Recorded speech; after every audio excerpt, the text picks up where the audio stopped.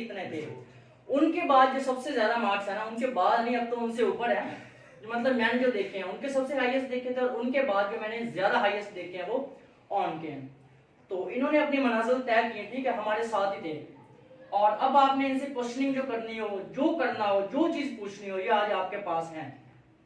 क्योंकि वो शख्स जो है ना, मैंने आपको पहले ही बात की थी, एक्सप्लेन कर सकता है अच्छी तरह से जो इतने मार्क्स लेके यहाँ तक पहुंच चुका है। अगर मैं कहूँ ना, मैंने आपको पहले बताया 756 मेरे मार्क्स, अगर मैं आपको कहूँ ना यार आ काम कर लो ते आ काम कर लो, एकदम पढ़ना ते ਆਪਾਂ इन्ने नंबर ले लेने हैं, तो वो इतनी जल्दी आपके आने वाले नहीं है, क्योंकि मैं खुद उस रास्ते से अभी तक नहीं गुजरा। हाँ, इनफैक्ट अब मेरे स्टूडेंट्स के मैंने आपको बताया कि 100% आगे मार्क्स आते हैं, 85 ओवर 85, 84, 83 मेरे 100% मेरा रिजल्ट है। ये मूवीज मैंने आपको अक्सर बताता होता हूँ कि इसके भी क्या 100% मार्क्स थे बायोकेमिस्ट्री में, बायो में स्पेशली जो मैंने इन्हें पढ़ाया था।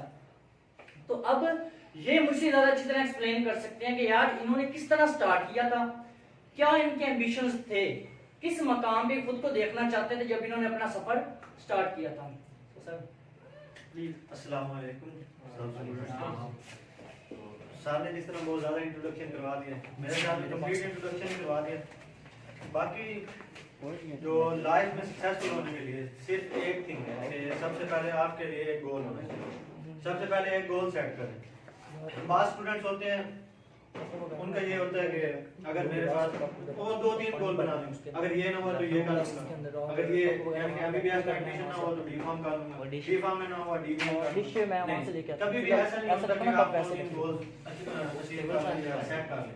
गोल हमेशा एक मेन पॉइंट, मेन फोकस एक पॉइंट पर रखें। अगर आप ये नहीं मैटर करता कि आप एमबीबीएस बन रहे हैं या डीबीएम जो भी कर रहे हैं, सबसे पहले ये है कि इंटरनल सेटिस्फैक्शन होनी चाहिए। आपका जो माइंड कहता है, जो आपके अंदर की है कोई ख्वाहिश, जो बेसिक आपका एम है, उसको अचीव करें। ये नहीं है कि वो लड़का एमबीबीएस बन रहा है, उसको इतनी शोहरत मिल रही है और वो फलां प्रोफेसर है, लेक्चरर है, उसको कभी भी ये चीज़ मैटर नहीं करती कि किसको कितनी शोहरत मिल रही है। आपने अगर कामयाब होना है तो आपको इंटरनल सेटिस्फैक्शन हासिल करनी पड़ेगी। उसके लिए ये है कि जो भी एम आप सेट करें उसके लिए फुल एफर्ट करें। ये नहीं है कि आप ये कहें कि ये मेरा एम एमबीबीएस है, बट अगर एमबीबीएस ना हुआ तो मैं डीबीएम में चले जाऊंगा। नहीं, अगर आपका एम है एमबीबीएस करने का तो आप डेफिनेटली कर सकते हैं, लेकिन उसके लिए क्या है, उसके लिए एफर्ट्स हैं। एफर्ट्स जब तक आप एफर्ट्स नहीं करेंगे, यानी कि अगर एमबीबीएस में मिसाल के तौर पर आप अचीव करना चाहते हैं एमबीबीएस, तो उसके लिए ये है कि बहुत स्टूडेंट्स कहते हैं दिन रात मेहनत करनी पड़ती, बहुत ज़्यादा मेहनत करनी पड़ती है। लेकिन अगर आप वो जिस तरह सर ने मिसाल दी हो मजदूर वाली, अगर आप उसकी मंजिल देखें, यानी कि उसका 1000 रुपये जो सा एंड पर मिलना है, अगर आप मंजिल को देखेंगे तो आपको वो एफर्ट्स मामूली लगेंगे, इतनी वो आपको परेशान नहीं करेंगे, आप उनको बर्दाश्त कर सकेंगे। लेकिन अगर आप वो जो एफर्ट्स कर रहे हैं उनको चैलेंज समझे, ठीक है, और उनको यानी कि उससे उकता जाए, ये है, तो फिर आपको डेफिनेटली वो यानी कि आपको बहुत ज़्यादा हार्ड वर्क लगेगा। लेकिन अगर आप मंजिल फाइनल जो डेस्टिनेशन है उसको देखेंगे तो वो कभी भी आपको इतनी ज़्यादा यानी कि बोरिंग नहीं लगेगी मेहनत। तो एफर्ट्स करने में भी मज़ा आएगा। जब आपका एक एम होगा ना कि मेरा एमबीबीएस का एम है, मेरा अपना है एमबीबीएस का एम, तो मैं एफर्ट्स करता हूँ तो मुझे ऐसा नहीं लगता कि मैं वो ज़्यादा एफर्ट कर रहा हूँ। लेकिन ये है कि एफर्ट्स करते हैं, अल्हम्दुलिल्लाह करते हैं, ठीक है, दिन रात मेहनत भी करते हैं, टेस्ट भी प्रिपेयर किया एफएससी में, तो रिजल्ट्स आए। जब आपने रिजल्ट्स देखे, आपने जब यानी कि मैंने अपने रिजल्ट्स देखे तो मुझे खुशी हुई और मुझे वो सारी एफर्ट्स भूल गई कि किस तरह हम लोगों ने दिन रात मेहनत की।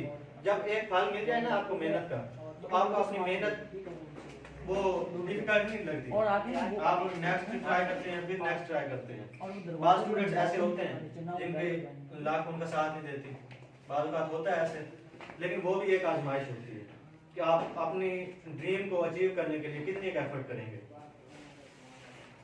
बाद स्टूडेंट्स हैं जिन्होंने इस साल एमडी कैट दिया, तो मेरे भी क्लास फेलोज थे, उन्होंने भी मेहनत की, लेकिन क्या हुआ कि उनका लाख उनका साथ नहीं दे सका, उनका लाख भी उनका साथ नहीं दे सका। और एक और वजह भी है, हो सकता है उन्होंने उस तरह से मेहनत न की हो जिस तरह से उनका गोल था कि एमबीबीएस करूंगा मैं, हो सकता है उस तरह मेहनत नहीं की, हो सकता है उन्होंने मेहनत की हो लेकिन एक आजमाइश आ गई हो। तो इसलिए अगर आपका ड्रीम है कि मैं यानी कि प्रोफेसर बनना चाहता हूँ, टीचर बनना चाहता हूँ। ये नहीं है कि MBBS एक बहुत बड़ी फील्ड है, हर बच्चा, ये जनूबी पंजाब में खास तौर पर वालिदैन को भी ये होता है, वालिदैन की ख्वाहिश होती है खास कि उनका बच्चा MBBS हो। वो कुछ वालिदैन बच्चों को पुश करते हैं, कुछ वालिदैन ज़बरदस्ती भी करते हैं। बच्चों को मोटिवेट करना, इसमें कोई हर्ज नहीं है कि आप MBBS करो, ये अच्छी फील्ड, लेकिन एक बच्चे का माइंड है ही नहीं उस तरफ, आप उस बच्चे को उसी तरफ पुश करें तो वो बच्चे के साथ ज्यादती होगी। वो बच्चा अगर MBBS कर भी ले, वो गवर्नमेंट नहीं करेगा, प्राइवेट आप उसका दाखिला भिजवा दें, 50 लाख करोड़ रुपए लगा देंगे, वो MBBS कर लेगा। लेकिन MBBS करने के बाद उसका माइंड ही नहीं था MBBS करने का, वो अपनी एफर्ट्स को उस तरह यानी कि एम अचीव करने के बाद वो अपनी एफर्ट्स, उसको मजा नहीं आएगा अपनी एफर्ट्स का। जब आपका एम था ही नहीं, वो आपका एम ही कुछ और था, आपका एम था प्रोफेसर बनने का, लेक्चरर बनने का, ठीक है, मोटिवेशनल स्पीकर बनने का आपका एम है। तो जो एम है, बेसिक चीज है एम, जो आपके पास एम है ना, उसके ऊपर डट जाए। यहाँ पर वालिदैन का, मुझे तो उस पर बहुत यानी कि गुस्सा भी आता है उन वालिदैन पर कि अपने बच्चों को उनकी सलाहियतों के बरखिलाफ उनको यानी कि एम दे देते हैं कि आपने ये करना है, MBBS अचीव करना है। जरूरी नहीं है MBBS सिर्फ एक ही फील्ड, MBBS इस दुनिया में लाखों फील्ड है, BS केमिस्ट्री है, BS फिजिक्स है। यहाँ पर पाकिस्तान में ये हाल है कि यहाँ पर कोई अच्छा साइंटिस्ट नहीं है पाकिस्तान के पास। उसकी वजह क्या है? उसकी वजह यही है कि जो बच्चा थोड़ा सा ज्यादा पढ़ने वाला होता है ना, उसको सारे यही कहते हैं तेरे नंबर अच्छे हैं तू MBBS में चला जाए, तेरे नंबर अच्छे हैं तू MBBS में चला जाए। कोई भी आपको ये नहीं कहेगा। अब मेरे थे ना 1043, मिसाल दे रहा हूँ, मेरे थे FSC में आया 1043। अब मैं अगर मेरा एम नहीं था ना MBBS में, मैं चले जाऊँ ना BS फिजिक्स में, अगर मेरा है माइंड BS फिजिक्स की तरफ कि मुझे उस फील्ड में जाना चाहिए, अगर मैं BS फिजिक्स में चला जाऊँ ना, मैं वहाँ पर बात करूँगा, लेकिन लोग इधर उधर से क्या कहेंगे, ये पागल है यार, इतने नंबर थे, ऐसे BS फिजिक्स एक छोटी सी फील्ड है उसमें चला गया, ठीक है। अब स्टूडेंट्स को ये चीज़ काफ़ी ज़्यादा तंग भी करती है, इसलिए स्टूडेंट्स उस चीज़ से बचने के लिए, अपने ऊपर होने वाले क्रिटिसिज्म से बचने के लिए वो क्या करते हैं, वो MBBS को ही चूज करते हैं। अब उसके नंबर अच्छे थे, पढ़ने वाला था, BS फिजिक्स में भी जा सकता था, उसका अपना माइंड भी था कि BS फिजिक्स में जाऊं मैं, लेकिन नहीं है क्या, क्रिटिसिज्म से बचने के लिए। लेकिन ये है क्रिटिसिज्म का कभी भी माइंड में ना लेकर आए। जब आपके पास एक एम है ना, तो उस एम पे डट जाएं। अगर आप BS फिजिक्स करना चाहते हैं, आप उस एम पर लग जाएं, BS फिजिक्स करें, ठीक है, उसके बाद न्यू डिस्कवरीज करें। जब एक दिन आप एक अच्छे मकाम पर होंगे तो लोग कहेंगे इसका अच्छा फैसला था MBBS नहीं किया, इसने यानी कि BS फिजिक्स चूज की, ये BS केमिस्ट्री चूज की, तो उसका इसको फल भी मिल रहा है और ये सोसाइटी को प्रोवाइड भी कर रहा है। आप एक अच्छी डिस्कवरीज करें। पाकिस्तान में इसी चीज़ का योगदान है कि यहाँ पर कोई साइंटिस्ट नहीं पैदा होता, और उसकी बेसिक वजह ये है कि हर बच्चा MBBS के पीछे लगा होता है। दूसरी बात यह कि अपने एम को अचीव करने के लिए दो चीज़ें होती हैं। FSC में एक चैप्टर भी है द रिवार्ड वाला, उसमें वो दो चीज़ें डिस्कस करता है, एक अपॉर्चुनिटी एंड डिटर्मिनेशन। बाज़ औक़ात अपॉर्चुनिटी भी एम को यानी कि हासिल करने के लिए, अपना एम गेन करने के लिए अपॉर्चुनिटी की भी ज़रूरत होती है, लेकिन सबसे पहले डिटर्मिनेशन होना चाहिए। उसमें वो बूढ़ा आदमी है जो उस चैप्टर में, जो सब इंग्लिश में है फर्स्ट ईयर में, द रिवार्ड, उसमें एक बूढ़ा आदमी है, उसके पास डिटर्मिनेशन है लेकिन उसके पास उतने वसाइल नहीं है। अब वो एक एम अपने माइंड में सेट कर लेता है कि मैंने कोर्ट एक्रोबेट बनना है, ठीक, बाजीगर बनना है, दरबारी बाजीगर, ठीक है। अब जब उसके ज़हन में वो उसके माइंड में वो एम आया ना, उस वक्त दरबारी बाजीगर की कोई यानी कि आसामी हुआ ही नहीं करती थी नहीं, तो लेकिन वो अपने एम पर डट गए, उसके अंदर डिटर्मिनेशन, ठीक है। डिटर्मिनेशन एम को अचीव करने के लिए सबसे जरूरी डिटर्मिनेशन। अपॉर्चुनिटी हो ना हो, डिटर्मिनेशन लाजमी होनी चाहिए।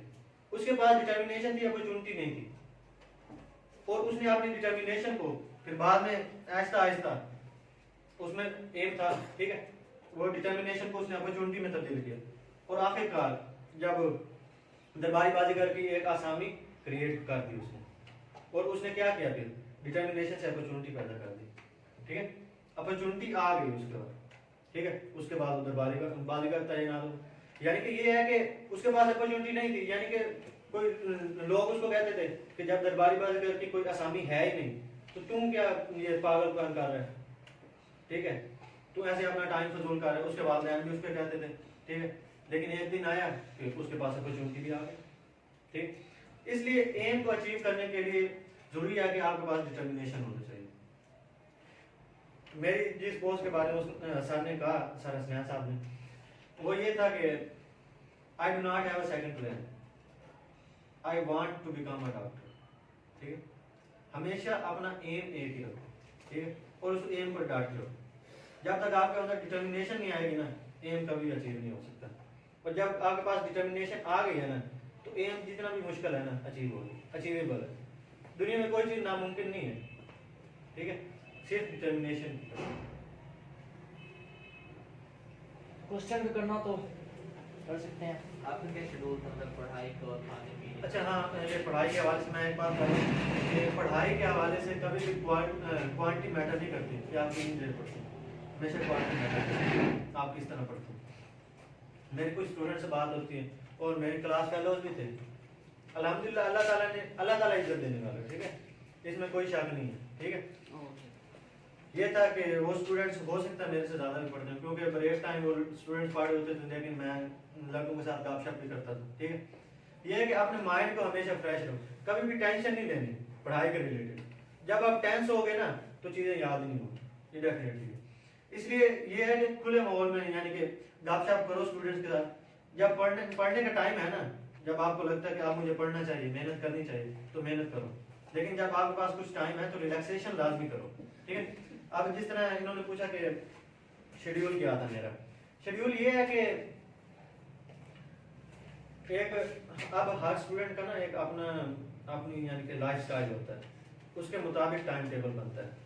अब मैं टाइम टेबल बनाकर आपको दे दूं ना, आप उसको फॉलो नहीं कर सकते, क्योंकि आपका अपना एक लाइफ स्टाइल है, आप अपने तरीके से जिंदगी गुजारते हैं।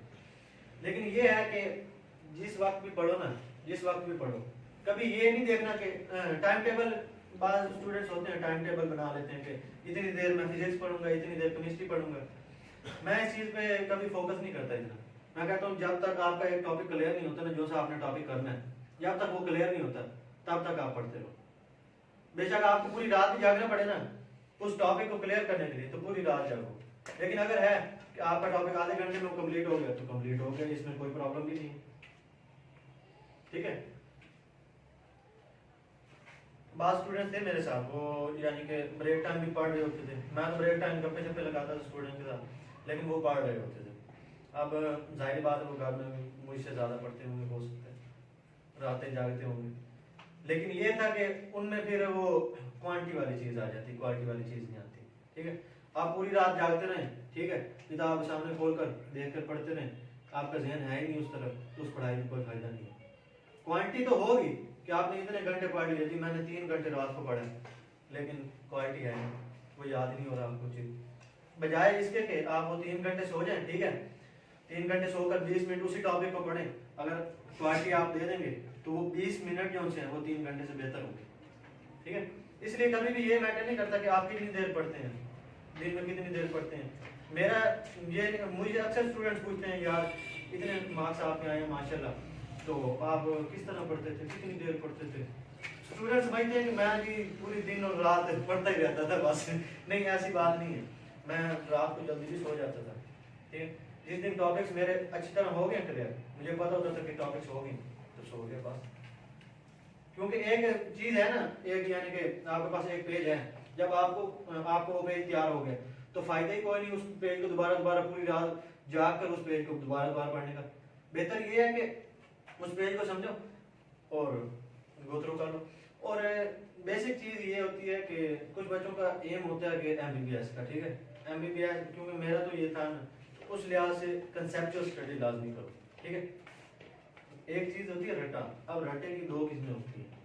बाद स्टूडेंट्स कहते हैं जी इसने पूरी किताब को रट्टा लगाया हुआ है, इसमें 2 हैं, एक है रट्टा बगैर समझे पढ़ना, ठीक है, एक रट्टा समझ कर सारी किताब को रिविज कर लेना, उसको भी रट्टा ही कहते हैं। आम लैंग्वेज में उसको कहते हैं पूरी किताब इसने रट्टी हुई है यार, कहते हैं उसको पूरी किताब आती है, आती है, दोनों स्टूडेंट्स को आती होगी, कंसेप्ट में फ़र्क होगा। आप एक स्टूडेंट से पूछ लें, अब हमारा एमडी कार्ड हुआ ना, ये एमडी कार्ड हुआ, तो इसमें एमसीक्यूज टाइप क्वेश्चन होते हैं। तो इसमें कुछ स्टूडेंट्स कहते थे कि आउट ऑफ सिलेबस क्वेश्चंस आए, और कुछ स्टूडेंट्स ने कहा कि 40 आउट ऑफ सिलेबस एमसीक्यूज हैं, टोटल होते हैं 200 एमसीक्यूज। कुछ स्टूडेंट्स ने कहा कि 40 एमसीक्यूज आउट ऑफ सिलेबस थे, ठीक, और कुछ स्टूडेंट ने कहा 20 आउट ऑफ सिलेबस थे। मैं कहता हूँ उसमें से 2-3 थे जो से आउट ऑफ सिलेबस थे, जो यानी कि कोर्स में जिनकी वर्ड नहीं है, ठीक, बाकी थे कंसेप्ट रिलेटेड। अब जो से कंसेप्ट रिलेटेड थे ना, स्टूडेंट्स जो कहते हैं ना 40 आउट ऑफ सिलेबस थे, उनका क्या मसला था, उन्होंने पूरी किताब रट्टा लगाई थी, कंसेप्ट था नहीं उनके पास, ठीक है। अब वो क्वेश्चंस एमडी कैट ऐसे नहीं आ जाता कि आप बुक की लाइन उठाकर दे देगा सिंपल, एमडी कैट में कंसेप्ट वो चेक करता है बच्चे का कितना, ठीक है, आईक्यू लेवल चेक होता है। इस तरह वो बुक की लाइन उठाकर दे दे तो लाखों बच्चे होंगे जो बुक्स रट लें पूरी, इस तरह नहीं होगा, ठीक है। तो कंसेप्ट के रिलेटेड उन्होंने एमसीक्यू दिए, लेकिन स्टूडेंट ने कहा जी 40 एमसीक्यूज आउट ऑफ सिलेबस। अब 40 एमसीक्यूज आउट ऑफ सिलेबस थे नहीं, कंसेप्ट रिलेटेड थे 40 एमसीक्यूज। उन्होंने कहा कि ये कंसेप्ट रिलेटेड जो से थे ना, ये आउट ऑफ सिलेबस है, क्योंकि ये सिलेबस में लिखे ही नहीं हुए कहीं। अब सिलेबस में लिखा ना होना ये चीज़ मैटर नहीं करती। अगर सिलेबस में आपको एक कंसेप्ट दे दिया है ना, उसके मुताबिक आपको हर चीज़ पता होनी चाहिए। जिस तरह केमिस्ट्री के है ना, ऑर्गेनिक केमिस्ट्री कुछ स्टूडेंट्स होंगे सेकंड ईयर के, तो कुछ फर्स्ट ईयर के भी हैं, और ऑर्गेनिक तो खैर सबने पढ़ी है। ऑर्गेनिक में एक चीज़ है ना, अमोनियम हाइड्रोक्साइड NH4OH उसका फार्मूला है, ठीक है, उसको आम लैंग्वेज में नुशादत कहते हैं। अब आप किसी स्टूडेंट को कह दो ना, जिसने रट्टा लगाया हुआ प्योर, उसको कह दो अमोनियम हाइड्रोक्साइड का फार्मूला क्या है, NH4OH, ठीक है, उसको कह दो नुशादत का फार्मूला क्या है, नुशादत का फार्मूला नहीं पता होगा, ठीक है। ये है कंसेप्ट के रिलेटेड। आपने जो सी चीज़ पता है, आपको एप्लीकेशन भी उसकी पता होनी चाहिए। आप जो चीज़ें पढ़े ना, ये चीज़ आसान करने, चीज़ों को तैयार करने का एक आसान सा तरीका है। जो चीज़ें पढ़े ना, जो से स्टडी करें, उसकी इम्प्लीमेंटेशन भी करें। आप फिजिक्स पढ़े ना, तो वहाँ पर कोई टॉपिक्स होते हैं जो आप क्रिकेट खेलते होंगे, कुछ स्टूडेंट्स क्रिकेट खेलते हैं, क्रिकेट नहीं तो कोई ना कोई गेम तो खेलते होंगे। हर गेम में फिजिक्स लाजमी इंक्लूड होती है, इन्वॉल्व होती है, ठीक है। आप स्पिन बॉल होती है, स्पिन, ठीक है, इसमें वो स्पिन बॉल क्यों होती है, जब बॉल टर्न हो रहा होता है ना, तो उसकी वेव्स इस साइड पे जो सी हवा की लहरें, साउंड ये एयर वेव्स, वो टर्न कर देती है बॉल को, ठीक है। अब उसमें फिजिक्स इन्वॉल्व है। अब अगर आप जाए ना क्रिकेट ग्राउंड में, जिसको फिजिक्स पता है ना, जिसने फिजिक्स पढ़ी हुई है, जिसको समझ आए, वो देखेगा ये बॉल इस तरह टर्न हो रहा है, ठीक है, ये बैट इस तरह लेकर आएगा, इस एंगल से लेकर आएगा तो शॉट इस तरह लगेगी। लेकिन जिसने फिजिक्स नहीं पढ़ी होगी, वो बस यही देखेगा, इसने बैट इस तरह किया और ये इधर गेंद चली गई, वो ये चीज़ नहीं जज करेगा कि उसने बैट किस तरह, किस एंगल से बैट लेकर आया। अब फिजिक्स वाले स्टूडेंट ने एंगल सारे पढ़े हुए, ठीक है, उसको पता है इस एंगल से लेकर आएगा, इस तरफ शॉट आएगा, ठीक है। जिन्हें फिजिक्स नहीं पढ़ी उसको वो नहीं पता। इसलिए जो सी स्टडीज है ना, उसकी इम्प्लीमेंटेशन लाजमी है, उससे चीज़ें आसान होती जाएंगी। और जब फ्री टाइम हो तो चीज़ों को मिक्स भी करें। मिक्स से मुराद ये है कि एक चीज़ का दूसरी चीज़ के साथ लिंक क्या है, ठीक, वो भी लाजमी देखो, उससे चीज़ें आसानी से आपको याद हो जाएंगी। इस तरह अब ये है ना केमिस्ट्री, आप में से स्टूडेंट्स एफएससी के हैं सारे, एफएससी के ही हो ना, हाँ। अब केमिस्ट्री में कुछ रिएक्शन होते हैं, वो एक चैप्टर में 5 रिएक्शन लिखे होंगे, अगले चैप्टर में फिर 5 रिएक्शन होंगे, ठीक है। अब कुछ स्टूडेंट्स होते हैं वो 5 रिएक्शन रट लिए, ठीक है, वो क्लियर हो गए, अगले चैप्टर में जाएंगे, यार ये 5 रिएक्शन कोई नहीं याद, अब उनको वो नहीं पता चलेगा ये पहले भी 5 रिएक्शन किए हैं, ठीक है। इसलिए चीज़ों को, अब चैप्टर्स है ना वो सारे, उनको एक दफ़ा गो थ्रू करो। जब फ्री टाइम हो ना, फ्री टाइम निकालो, ये नहीं फ्री टाइम हो, फ्री टाइम निकालो। अब स्टडीज़ के दौरान थोड़ा सा टाइम निकालो। मेरी ये रूटीन होती थी कि मैं कभी असर से मगरिब तक नहीं पढ़ा। असर से मगरिब तक वैसे भी नहीं पढ़ना चाहिए, जवाल के टाइम वैसे नहीं पढ़ना चाहिए, जब यानी कि सूरज गुरूब हो रहा है, गुरूब के टाइम, ठीक है, गुरूब जवाल नहीं, गुरूब, तो गुरूब के टाइम उस टाइम पढ़ने से दिमाग कमज़ोर होता है, ठीक है। मेरी ये रूटीन रही है कि असर से मगरिब तक ना गेम करता हूँ, क्रिकेट खेलता था मैं, लेकिन मैं फुटबॉल भी कभी कभी खेल लेता था, ठीक है। इसलिए ये है कि माइंड को रिलैक्स भी लाजमी करो, ठीक है, ताकि आप नेक्स्ट स्टडी भी कर सको। अब लगातार स्टडी करते रहेंगे ना, तो माइंड बोर, आपको स्टडी भी बोरिंग लगेगी, ठीक है। लेकिन अगर आप माइंड को फ्रेश करेंगे, फिर थोड़ी देर पढ़ेंगे, ये हाँ, स्मॉल पैसेज में हमेशा स्टडी करो, ठीक है। ये है कि पहले एक चैप्टर उठाई, एक बुक उठाई, उसका वो टॉपिक कर लिया, उसके बाद थोड़ी सी रिलैक्सेशन पानी पानी पिया, थोड़ा सा घूम फिर लो, ठीक 2-3 मिनट की रिलैक्सेशन। ये नहीं है आप आधा घंटा एक टॉपिक करके आधा घंटा रिलैक्सेशन भी चले जाओ, नहीं, 1-2 मिनट रिलैक्स हो जाओ, उसके बाद आपका माइंड फ्रेश हो जाए, फिर दोबारा पढ़ना शुरू कर दो, ठीक है। एक टॉपिक करो, 1-2 मिनट फिर रिलैक्स हो जाओ। इस तरह ये है कि माइंड जो है ना वो जो सी थकावट होगी वो थोड़ी थोड़ी दूर होती जाएगी। लेकिन आप ये करोगे कि 3-4 टॉपिक पढ़ लिए, ठीक है, अब पहला टॉपिक अच्छी तरह आपको तैयार हो जाएगा, ठीक है, दूसरा टॉपिक थोड़ा सा ना स्लो तैयार होगा, यानी कि उस पर टाइम भी ज़्यादा लगेगा और वो उस तरह से कंसेप्ट भी नहीं आएगा आपके जहन में, ठीक। अब अगर आप स्मॉल पैसेज में स्टडी करोगे वो इजी होगा, और ये है कि स्टडीज में इंटरेस्ट लेकर पढ़ो। अगर स्टडीज में इंटरेस्ट नहीं है ना, फिर मैं कहता हूँ पढ़ने में कोई फायदा नहीं। आजकल हुनर भी इंसान का साथ देता है जिंदगी में, ठीक। आजकल लोग पढ़ाई किस लिए करते हैं? आजकल लोग पढ़ाई करते हैं जी नौकरी मिल जाएगी, ये हकीकत है। लोग पढ़ाई करते हैं कि नौकरी मिल जाएगी जी, पैसे आएंगे, सिस्टम चलेगा। नहीं, पढ़ाई ये नहीं, नौकरी ना, नौकरी आपको डिग्री से मिल रही है, पढ़ाई से नहीं मिल रही। नौकरी का ताल्लुक डिग्री से है। अब ये आर्मी में अप्लाई करते हैं सेकंड लेफ्टिनेंट के लिए, वो क्या कहते हैं, पढ़ाई नहीं पूछते क्या पढ़ा है, ये चीज़ आती है नहीं आती, वो बस क्या चीज़ देखते हैं, ये एफएससी की डिग्री देखेंगे, डिग्री है ना, एफएससी में अप्लाई करो, डिग्री आपकी मैटर। लेकिन स्टडीज जब करो ना, स्टडीज नॉलेज गेन करने के लिए करो, लेकिन जब आपके अंदर होगी ना भूख नॉलेज गेन करने, तो आपके अंदर नॉलेज आएगा भी सही। लेकिन आप जब आपके अंदर भूख ही नहीं है किसी चीज़ की प्यास ही नहीं है, ठीक है, तो वो चीज़ आपके अंदर नहीं आएगी। पानी की प्यास नहीं है ना, आप पीते जाओगे पानी का मज़ा नहीं आएगा, ठीक है। अगर पानी की प्यास होगी ना तो पीने में भी मज़ा आएगा, ठीक। कोई क्वेश्चन? भाई कौन सी बुक से ज़्यादा एमसीक्यूज आते हैं एमकेडी? टेक्स्ट बुक रीड करो और कंसेप्ट आता है, बस। आपने प्रिपरेशन बायो से ज़्यादा आते हैं। बायो से 80 एमसीक्यूज बायो से होते हैं, 60 एमसीक्यूज केमिस्ट्री से, 40 एमसीक्यूज फिजिक्स से और 20 एमसीक्यूज इंग्लिश से। कभी भी मैंने खुद भी नहीं ली कभी बुक, और बाद स्टूडेंट मेरे से पूछते हैं कि की बुक कौन सी बुक, जैसे आपने पूछा है, की बुक कोई भी मैं प्रेफर नहीं करता, ना मैंने अपने लिए कभी प्रेफर की, ठीक, ना मैंने कभी पहले की बुक ली है, ठीक है। मैं की बुक से नहीं स्टडी करता, मैं स्टडी टेक्स्ट बुक से करता हूँ, ठीक है। उसमें ये करो, जब स्टडी कर रहे हो ना तो माइंड को रिलैक्स करके कुछ हेडिंग वगैरह खुद बनाओ, ठीक है, खुद भी कुछ प्रिपरेशन करो, पकी पकाई खीर नहीं, ठीक है, समझ गए ना। तो खुद भी थोड़ी सी मेहनत करो, अगर आप मेहनत करोगे ना तो आपको ज़्यादा अच्छा तैयार होगा, ठीक है, बजाय इस करके आप टेक्स्ट बुक ऑलरेडी वो जो सी है ना की बुक्स, उनमें ऑलरेडी हेडिंग होगी, ठीक है, आप वही टेक्स्ट बुक वो की बुक लेंगे उससे उसी तरह स्टडी कर लेंगे, ठीक है। लेकिन टेक्स्ट बुक में आपको थोड़ी सी मेहनत करनी पड़ेगी, लेकिन उस मेहनत का फल भी मिलेगा, ठीक है।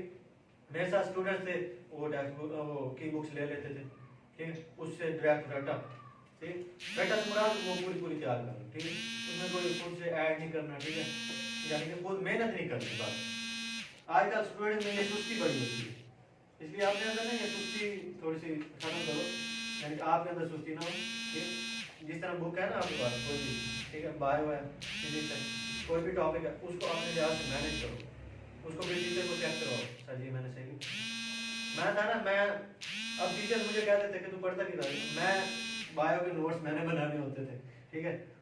तो मुतालिया के जो से टॉपिक्स होते हैं, मुतालिया में बात होती है हेडिंग वगैरह ऐड करनी, वो फिर मैंने पूरे चैप्टर लिख देने बायो के, ठीक है, वो मुतालिया के। इस तरह केमिस्ट्री के जो से मैंने केवल हर सब्जेक्ट के ना रिटर्न वर्क लाजमी करता था, तैयार इतना करूँ ना करूँ, रिटर्न वर्क पूरा दिन मैंने रिटर्न वर्क पे लगा दिया। रिटर्न वर्क का एक फायदा होता है, जो सी चीज़ आपके हाथ के साथ लिखी हुई है ना वो आपको ज़्यादा जल्दी तैयार होगी। ये मैंने खुद आजमाया ना, मैं बार की बुक से बार स्टूडेंट से ले लेता था, जिस दिन थोड़ी सी जल्दी होती थी ना की बुक ली, उसी वक्त हेडिंग सारी ले ली, ठीक है। लेकिन जब मुझे होता था कि टाइम है तो खुद प्रिपेयर करो, तो खुद जो सा लिखते हैं ना स्टूडेंट्स उससे ज़्यादा अच्छी तरह तैयार होगा आपको। इसलिए कोशिश किया करो कि खुद भी कुछ ना कुछ हैंड प्रैक्टिस करो, उससे एक और भी फायदा होगा, आपकी राइटिंग भी अच्छी होगी। इंग्लिश के सिनोनिम्स है, इतनी पूरी बुक के कैसे याद करें? सिनोनिम्स यार, सिनोनिम्स का बेसिक फार्मूला ये है कि आपको उस लफ्ज का उर्दू मीनिंग लाजमी पता होना चाहिए। सिनोनिम्स की मैंने कभी इस तरह तैयारी नहीं की कि विक्टर से मैंने कभी सिनोनिम्स तैयारी नहीं करती, ठीक है। अपने माइंड में ना उस लफ्ज के हर मतलब का आपको पता होना चाहिए उर्दू में। इंग्लिश के एक लफ्ज है ना, उसके उर्दू में कई मतलब होंगे, ठीक है। तो कोशिश किया करो कि उर्दू में हर मतलब उसका पता हो, हर मीनिंग पता हो उसका। सिनोनिम्स के लिए कोई बुक नहीं होती, ये जो से एग्जाम सेटल होते हैं ना, उनके पास भी कोई बुक नहीं होती, ठीक है, सिनोनिम के लिए। लेकिन ये है कि जो से जनरल लैंग्वेज में यूज होते हैं ना, हमेशा चीजें वो याद करो जो से जनरल यूज हो, ठीक है। जिस तरह सिनोनिम है ना, हैप्पी का सिनोनिम है, ठीक है, उसके जो से जनरल लैंग्वेज में हम लोग यूज करते हैं, ठीक है। और अगर आपने इंग्लिश सीखनी है, अगर आपका है कि इंग्लिश सीखूं, उसके लिए कोई नॉवल वगैरह या इस तरह की चीजें भी स्टडी करो। और मूवी, अगर आपने स्पोकन इंग्लिश देखनी है तो मूवीज लाजमी देखो इंग्लिश में। जो आपके 10-12 मार्क्स कटे हैं, किस वजह से कटे हैं टेस्ट में? ये कंफ्यूजन, थोड़ी सी कंफ्यूजन थी, थोड़ा सा नॉलेज कम था, ठीक है। बीच में 6-7 एमसीक्यू थे जो से जल्दबाजी में ना, असल में हमारा जो सा टेस्ट होता है ना, हमारे टेस्ट में फी एमसीक्यू 45 सेकंड होते हैं। उस 45 सेकंड में आपने एमसीक्यूज को रीड करना है, ऑप्शन देखने हैं और बबल फिल करना है। और बबल फिल करने के दौरान मेरे 2 एमसीक्यूज कम हुए थे, ठीक है। ये मैं सही बता, मैं वैसे बताता नहीं हूँ, आपने पूछा तो बता देता हूँ। बबलिंग के दौरान मेरे 2 एमसीक्यूज गलत हो गए थे। वो क्या था, जल्दी 200 बबल्स हैं और हर एमसीक्यू के लिए 45 सेकंड होता है। 45 सेकंड में आपने क्या करना है, एमसीक्यूज पूरी जो सी है ना वो रीड करना है, ठीक है। उसके बाद उसके ऑप्शंस रीड करने हैं। अब 45 सेकंड हर एमसीक्यूज को नहीं दिए जा सकते। उसकी वजह ये है कि केमिस्ट्री और फिजिक्स, इसमें कुछ एमसीक्यूज होते हैं जो सोल्व करने के लिए होते हैं, यानी कि ये न्यूमेरिकल टाइप होते हैं, और कुछ थोड़े से डीप कंसेप्ट के होते हैं, केमिस्ट्री और फिजिक्स में खास तौर पर। तो उन पर टाइम ज़्यादा लगता है, उन पर कम से कम 1-1 मिनट भी लग जाता है, 1-1 डेढ़ मिनट। फिजिक्स के तकरीबन हर 40 एमसीक्यूज है ना, उनमें से 20 एमसीक्यूज पर 1-1 मिनट लगता है। इस तरह आपके बायो के एमसीक्यूज के लिए टाइम कम मिलता है, उसमें जल्दी करना पड़ता है। इस वजह से मेरे कुछ एमसीक्यूज, इस वजह से कुछ नॉलेज कम होने की वजह से भी कट गए। तो इसमें जो एमसीक्यूज रह जाते थे वो आप बाद में करते थे? हाँ, एमसीक्यूज करने का वो तरीका होता है कि पहले एक दफ़ा गो थ्रू पेपर पूरे को करो। गो थ्रू ये नहीं है कि सिर्फ रीड करते जाओ, एक दफ़ा चलो, ठीक है, शुरू से पहले एमसीक्यूज है। सब्जेक्ट हमेशा पहले वो वाला चूज करो, यानी कि बायो, फिजिक्स, केमिस्ट्री, इंग्लिश है ना, 4 सब्जेक्ट्स हैं एमडी कार्ड में। सब्जेक्ट पहले वो वाला चूज करो जो से आपको अच्छी तरह आता हो, ठीक है।